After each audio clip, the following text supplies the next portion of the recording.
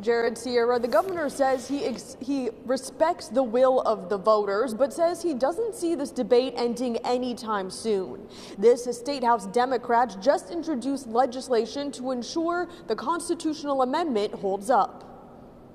In less than 30 days, the right to an abortion to the point of fetal viability will be written in the state's constitution. I think the people of the state will want to take a look at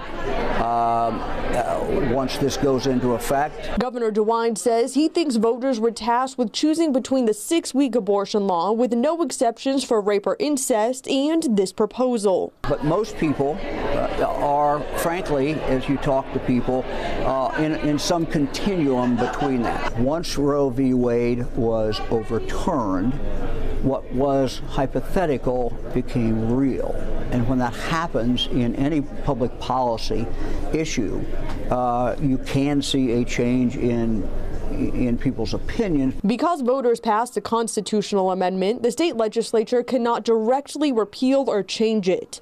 But the legislature or people of Ohio can put another amendment on the ballot. Are you going to encourage the legislature to put forward any resolution to put another amendment on the ballot for issue 1?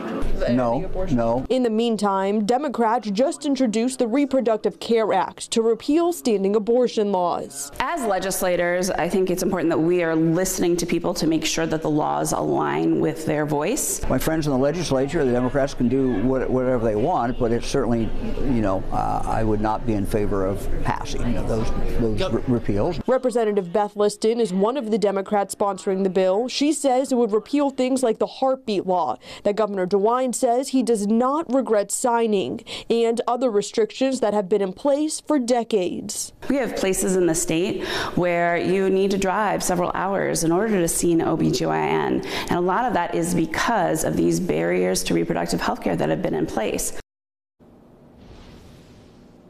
Governor DeWine says he thinks the state of current abortion laws will play out in the courts for years. But Liston says legal battles is not what was intended when the people voted for the amendment.